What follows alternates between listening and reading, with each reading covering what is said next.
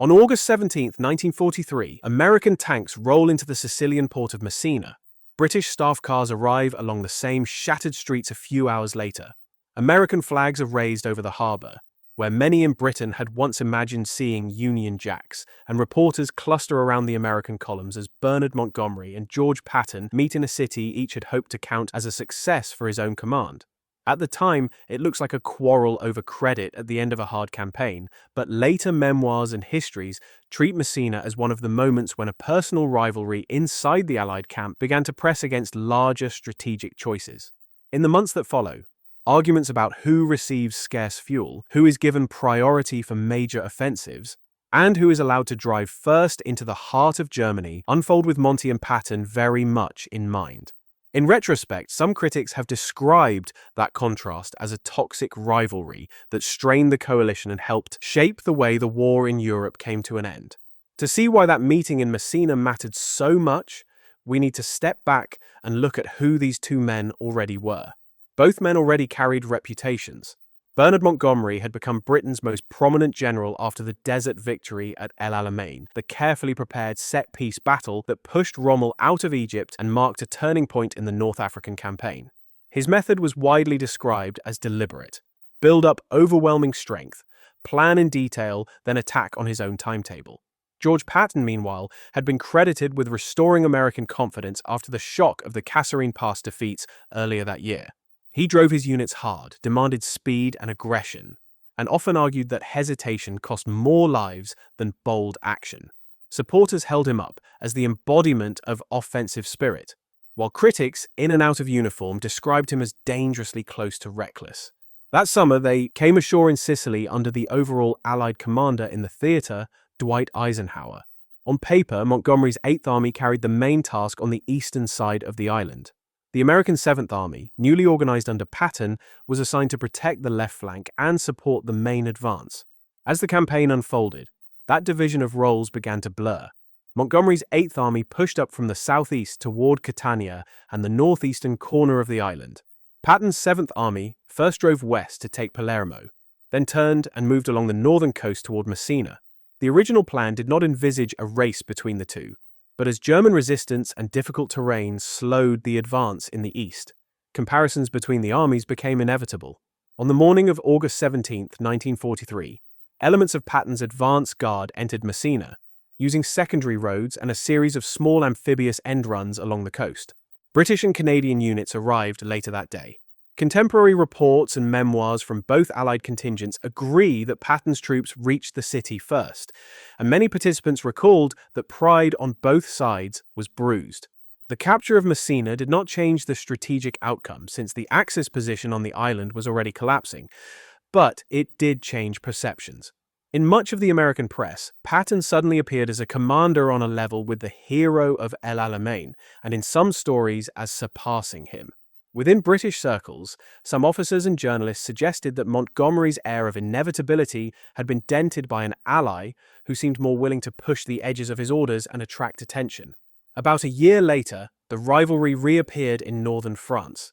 In June 1944, during the Normandy landings, Montgomery commanded all Allied ground forces, with his own 21st Army Group in the north and Omar Bradley's American forces in the south, the nucleus of what would soon be called 12th Army Group and include Patton's future 3rd Army. His initial concept envisaged taking the city of Caen quickly and using it as a pivot for further operations. In practice, several powerful German armoured divisions concentrated opposite the British and Canadian sector, and Caen became the scene of prolonged attritional fighting. Montgomery later maintained that holding German armour in that area was part of his design, with his forces absorbing the main panzer effort while American units in the west prepared a breakout. Many historians accept that pinning German armour there did help the later American thrust, though they disagree over how much of the delay had been planned in advance. From many American perspectives, the contrast grew sharper once Operation Cobra opened the western sector in late July. Bradley's forces broke through the German line, and when Patton's newly activated Third Army began its advance, its movement across Brittany and northern France reminded many observers of the quick maneuvers in Sicily rather than the slow grind around Caen. Situation maps in Allied headquarters told a story that newspapers simplified even further, with Montgomery's armies edging forward under heavy pressure, while Patton's drove rapidly across France until fuel and logistics, rather than German resistance, forced him to pause. The basic elements of what later writers turned into a cautious Britain versus daring American stereotype were already present at this stage, well before any of the main figures set down their memoirs. Normandy's decisive phase came in August 1944 with the attempt to encircle German forces around Falaise. After the American breakout, United States and French units moved east and then north, while British and Canadian units pressed south from the Caen region. The aim was simple in principle: close a ring around German 7th Army and 5th Panzer Army and destroy them. The difficulty lay in coordinating fast-moving forces on converging axes. By mid-August, American units reached the town of Argentan, south of Falaise, while Canadian and Polish troops fought for high ground to the north. Between them lay a shrinking but still open corridor, the Falaise Gap, through which German units were retreating east. At this point, Omar Bradley decided not to push his forces farther north to a junction with the Canadians. Official American histories later grouped this choice under the heading Bradley's decision and state that the order to halt came from him, influenced by concerns about traffic congestion, the risk of friendly fire if forces intermingled, and the agreed boundary line with Montgomery's army group. The outcome is clear, even if motives remain debated. Allied forces eventually closed the pocket from both sides and destroyed or captured many German formations. A significant number of troops, often estimated in the many tens of thousands, escaped east with some equipment and later appeared in defensive battles inside Germany. Critics of Montgomery argue that his insistence on strict boundaries and methodical advances contributed to the delay. Defenders point out that the halt order was American and that the situation on the ground, with confused reports and jammed roads, looked far more chaotic than it does on a map after the fact. Falaise became one of the sharpest post-war arguments between those who favored Montgomery's caution and those who admired Patton's drive, a near encirclement that each camp used as evidence for either missed opportunity or sensible restraint. By late August 1944, Allied armies were moving toward the German frontier, and their supply lines were under serious strain. Fuel and ammunition piled up at the beaches and temporary ports in Normandy, but getting them forward over bomb-damaged roads and disrupted railways was slow. As supreme Allied commander, Dwight Eisenhower had to decide which axis of advance would receive priority. Montgomery argued for a concentrated northern thrust through the Netherlands toward the Ruhr, claiming that a single well-supplied spearhead could break German resistance and shorten the war. Patton, further south in Lorraine, believed that if his Third Army received sufficient fuel, it could drive rapidly toward the Saar and the Rhine. Both were asking for resources that the supply system could not fully provide. Eisenhower retained his preference for a broad front, but gave Montgomery a short-term priority to support a new plan, Operation Market Garden. Montgomery's concept combined airborne forces with armored strength. Airborne troops would seize a chain of bridges in the Netherlands, and an armored corps would then drive up a single main highway, cross several major rivers, and establish a foothold over the Rhine near Arnhem. If it succeeded, Allied troops would stand close to Germany's industrial heartland within days. The design also carried serious risks. The main road created a long, narrow column that was vulnerable to counterattacks on both flanks. Intelligence about nearby German armored units was mixed and in some respects too optimistic. Weather and airfield constraints meant some airborne drops were made further from key bridges than planners would have preferred. To mount the operation, logistics had to be concentrated. Eisenhower gave Montgomery extra transport and supply for a limited period. Yet the overall Allied supply network still could not fully sustain every army in the field. Patton's Third Army in Lorraine experienced the shortage immediately, halting at times and struggling with fuel while fighting difficult battles along rivers and against fresh German units. Market Garden began in mid-September 1944. Airborne units seized several bridges, but the ground advance slowed under German counterattacks and traffic problems. At Arnhem, strong German forces and communication difficulties overwhelmed the British Airborne Division that was holding the final bridgehead. The Allies retained a smaller salient north of the Maas, but the main objective, a permanent Rhine crossing into Germany, was not achieved. After the war, Montgomery described Market Garden as a daring operation that had been largely successful apart from the final bridge, stressing bad weather and unexpectedly strong resistance. Many historians have instead treated it as a very ambitious gamble that inflicted heavy casualties without securing its central aim. In American discussions, the failure reinforced an existing belief in some quarters that concentrating supplies on Patton's advance in the South might have been a safer use of scarce fuel. Whether that alternative would actually have ended the war months earlier remains a counterfactual question rather than an established fact. What can be said is that this phase of the campaign was shaped by strategic disagreement over priorities and risk, not by simple personal sabotage between rival generals. In December 1944, the contrast between Montgomery's and Patton's styles appeared again in a new crisis: the German offensive in the Ardennes, better known as the Battle of the Bulge. German forces struck thinly held American lines in the forest and created a deep salient that effectively split Omar Bradley's 12th Army Group. As the Bulge widened, command arrangements became awkward. Bradley's headquarters lay to the south and west of the main penetration, while most of 1st and 9th United States armies were on the northern side.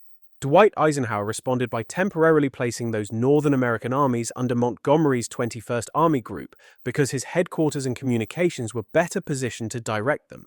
Montgomery then worked to stabilize the northern shoulder with British and American troops, pulling some formations back to more defensible ground and conserving reserves for later counterattacks. At the same time, Patton's Third Army carried out a rapid change of direction from operations in Lorraine to a northward attack against the southern flank of the German salient, helping to relieve Bastogne and wear down the offensive from that side. Within this combined effort, familiar disagreements over tempo and risk reappeared. Montgomery favored careful preparation before large counterattacks and was wary of overextending in difficult winter conditions. Several American commanders, encouraged by the speed of Patton's turn and by improving weather and air support, pressed for faster and more aggressive moves. Modern accounts differ over how much Montgomery's caution affected the pace of the final Allied response. Some historians argue that his approach was more conservative than the situation required, while others stress that German momentum was already fading within days, and that the overall Allied plan succeeded. The most damaging episode for personal relations came not in the field, but at a press conference. In early January 1945, Montgomery gave an account of the battle in which he placed strong emphasis on his role in organizing the northern defense and devoted relatively little time to naming American commanders. Bradley and Patton, according to later recollections, felt that he was claiming disproportionate credit for a largely American battle. Eisenhower intervened quietly to ease the anger and preserve coalition unity. For the troops who had fought in the snow, the Battle of the Bulge was remembered as a joint victory. For the senior reputations involved, it deepened existing fault lines. By early 1945, the Western Allies were closing on the Rhine, the last major natural barrier in Germany's west. Montgomery prepared Operation Plunder, a broad, heavily supported crossing near Wesel that would use large concentrations of artillery, specialized equipment, and airborne troops, and that would be observed by senior political and military figures. The plan matched his preference for overwhelming force, thorough preparation, and limited operational risk. Further south, Patton's Third Army looked for places where the river line might be weaker. When a sector near Oppenheim appeared to be lightly held, he urged his subordinates to cross quickly using available engineer boats and minimal preliminary bombardment in the hope of gaining surprise. Late on March 22, 1945, elements of Third Army crossed the Rhine there and established a bridgehead, an action Patton later described as getting his forces over the river before higher headquarters expected it. Montgomery's larger crossing went in on the following night. It achieved its immediate objectives. British and Canadian forces crossed the Rhine, joined with airborne units on the far side, and opened a wide approach into northern Germany. Later commentary often framed these events as a personal race in which Patton appeared to move first and Montgomery followed. From a military standpoint, both crossings were important. The Oppenheim crossing underlined how fragile German river defenses had become in some places, while Operation Plunder created a substantial bridgehead to support the main northern advance and the encirclement of the Ruhr.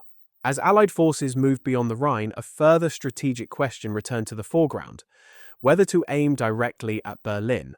Montgomery argued strongly for a Western Allied drive on the German capital, warning that leaving its capture entirely to the Soviet Union would have long-term political consequences. Eisenhower, weighing casualty estimates, supply issues, and existing agreements with Joseph Stalin, decided not to make Berlin the central Western objective. Instead, American and British forces were ordered to focus on destroying remaining German armies and occupying the agreed Western zones, while the Red Army, already closer to the city, carried out the final assault on Berlin. In May 1945, Montgomery accepted the surrender of German forces in northwest Germany, the Netherlands, and Denmark on Lüneburg Heath. Days later, the unconditional surrender that had been signed at Reims and then confirmed in Berlin formally ended the war in Europe. Patton, still commanding Third Army in southern Germany, oversaw occupation duties and the capture of remaining German formations in his area. In December 1945, he was severely injured in a car accident and died shortly afterwards, leaving others to shape how his role in these campaigns would be remembered. Some of the fiercest arguments about Montgomery and Patton appeared only after Patton was no longer alive. Montgomery published his major memoir, the Memoirs of Field Marshal the Viscount Montgomery of Alamein, in the late 1950s. In it, he set out his view of his strategic designs in North Africa, Normandy, and the final campaign in Northwest Europe, and presented operations such as Falaise, Market Garden, and the Rhine crossing as parts of a coherent and largely successful plan, answering criticisms but often treating them briefly. On the American side, Omar Bradley's A Soldier's Story, published earlier in the 1950s, offered a contrasting perspective. Bradley wrote in a more restrained tone than Patton probably would have used, but he made clear his frustration with what he regarded as Montgomery's caution, sensitivity to political considerations, and approach to sharing credit inside the coalition. Later biographies of Patton, along with films and popular histories, built on these themes and helped spread the image of a bold American commander, repeatedly constrained by a more cautious British counterpart. Over time, a simplified picture settled into popular memory, with Montgomery portrayed as methodical to a fault and resentful of American success, and Patton portrayed as a pure fighting general held back by politics. A dramatic line in a modern title suggesting that Montgomery hated Patton more than Hitler reflects the tone of some post-war American commentary. But it is best understood as exaggeration rather than a literal description of his views. There is no evidence that Montgomery saw Patton, rather than Nazi Germany, as his primary enemy. What the surviving documents show is professional rivalry, personality clash, and deep disagreement over how Allied power should be used. Since the 1970s, historians have tended to soften the extremes at both ends of this debate. Many accept that Montgomery's caution and desire to limit British casualties sometimes coincided with missed operational chances, that Patton's aggressiveness, while often effective, involved real logistical and political risks, and that Eisenhower's broad front compromise reflected the constraints of coalition warfare as much as the temperament of any one general. Claims that rivalry between two men by itself prolonged the war by a fixed number of months are generally treated as counterfactual speculation rather than established fact. When we come back to a dramatic title, the question is how much truth remains once the rhetoric is stripped away. Montgomery and Patton did not fight separate wars, and neither spent more effort opposing the other than fighting the Wehrmacht. Both devoted most of their energy to defeating German armies, and both also paid attention to headlines, prestige, and how later generations would judge them, because they were operating under intense political scrutiny.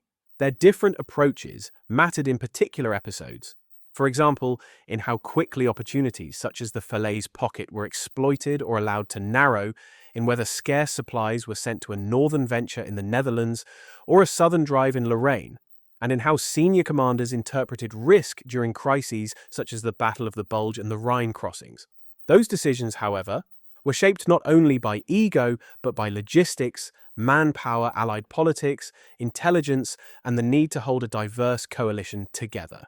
In the end, the rivalry between Montgomery and Patton tells us less about personal hatred and more about the tensions built into coalition warfare, where different nations, doctrines, and personalities are trying to win the same conflict on slightly different terms.